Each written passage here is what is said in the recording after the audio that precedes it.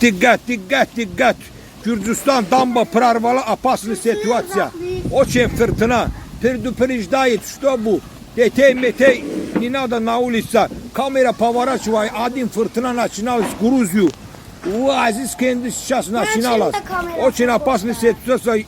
Кого есть корова на улице, сразу дома покатите дома. Дома салон. Давай поворачивай. Прарvala, листья шевелится. Вот опасная ситуация, Кальянус. Ничего делаю. Шутка не делаю, опасная ситуация. Вот смотри, луна. Bulutlar kaçır, ona bak fikir verin bize. Вот смотри. Allah sen özün sakla. Ya Rabbi sen özün sakla. İlahi sana kurban olam Allah. Allah sen özün sakla. Ben de yakınlaştırdım. Allah sen özün. Yüze yakınlaştırdım ben.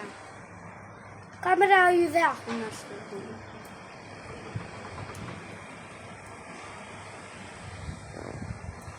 Yüze yakınlaştırdım.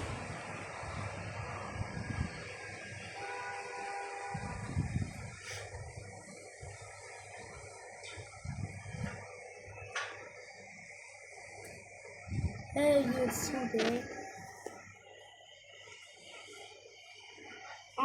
Ama kamera koşu ve çok adam